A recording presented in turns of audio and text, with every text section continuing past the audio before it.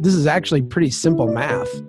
The city is going to spend this much, and then, the tax base will grow, and that growth produces this much revenue, and how do those two numbers compare?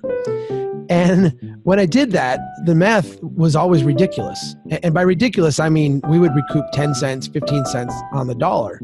Right. But the retort was always, well, the federal government's paying, 80% of this project or 90%, or, we're getting a grant for whatever percent from the state. And so, don't worry about that, Chuck. Like, it's not a big deal.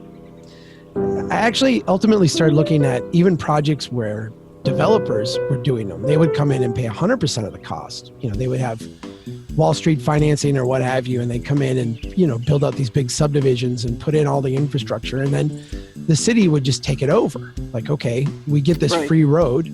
Now it's ours to maintain. Right. And when you look at that, the tax base would grow and the city would get lots of cash and they'd get lots of permit fees and everything worked out really well until the bill came due and until you had to go out and fix that stuff. And when you did, it was a financial catastrophe.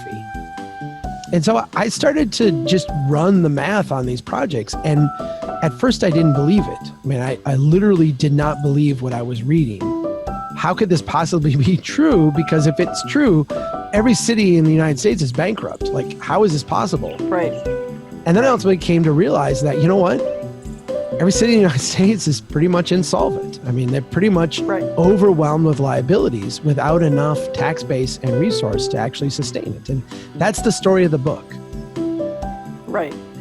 And, it's funny, I told you the story of the one government official looking at me when I was proposing to do something that optimized local equity instead of, continued some of this. And she said, but how would we generate fees for our friends? Right. And it's almost a development model based on you get more fees for building things than you do for building people. Yeah. At the end of chapter 5, and I know you read this part about New Orleans, after Hurricane Katrina and Rita, New Orleans itself was devastated and still has not recovered fully from that devastation. People who had wealth in that community had that wealth destroyed and have really never recovered. But if we look at federal GDP statistics, how do we pay our friends? GDP went down in the quarter immediately when Rita and Katrina happened. There was a big hit to the economy. But in every quarter after that, it was a massive offsetting gain. Very quickly, the GDP made up all its losses and then has had years and years of positive growth from that destruction. Right. On the one hand, you're talking about the wealth of people. The wealth of individuals and small businesses was destroyed.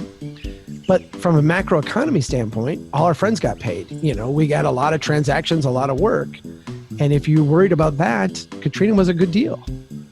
Right. So there's winners and losers, and they're, the people who lose the wealth on the first round are not necessarily the people who gain the wealth on the second round.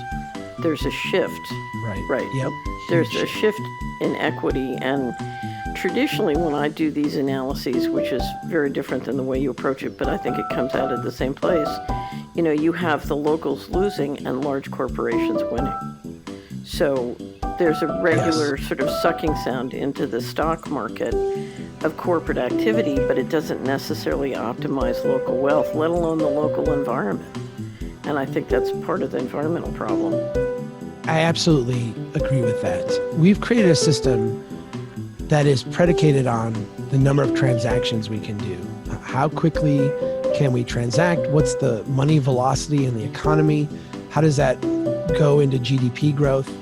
And we've reoriented local government, which, let's be clear, I mean, my version of local government is basically how we in a community work together to get things done. Right. Local government's no longer oriented, and I think you could go back 100 years ago and say it was. Today, it is not oriented towards the people of the community. It is reoriented to be, in a sense, a cog in this larger macro growth machine.